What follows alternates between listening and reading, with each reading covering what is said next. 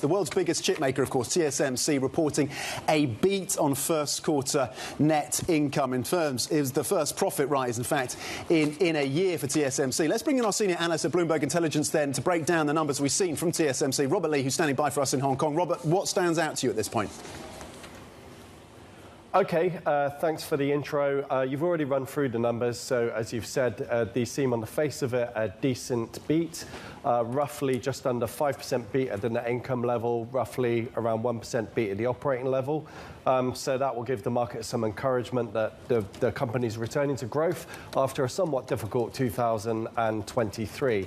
However, there are some potential question marks on the horizon. I think yourself and your viewers are well aware about the weakness that Apple is seeing within the China smartphone business at the moment. And by our estimations, Apple accounts for between 20 to 25% of TSMC's revenue. That's one thing. And very quickly, overnight, we saw or from an Asian perspective, we saw ASML results.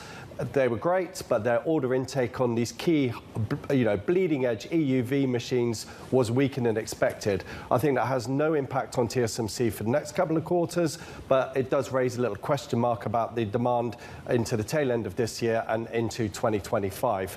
But the key thing for TSMC stock, as you said in your intro, is what's the CapEx outlook? We don't know that yet. We're here on the call later on. And more importantly, what's the guidance for the next quarter and the year as a whole? Again, we'll have to wait and see on that front, see what the management say.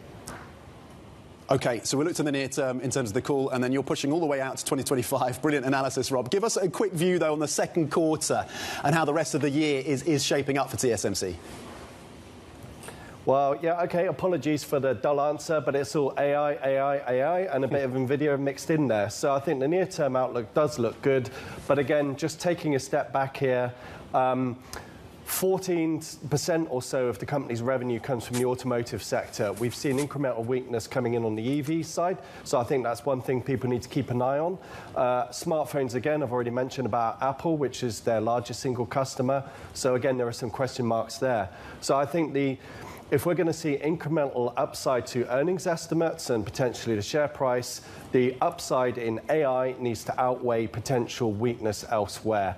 And one last thing, we had this unfortunate earthquake recently. Luckily, the loss of life was fairly minimal, but there was some disruption to TSMC's business. I think there's a question mark whether there is a near-term margin hit into Q2. But again, we'll wait to see what the management have to say later on.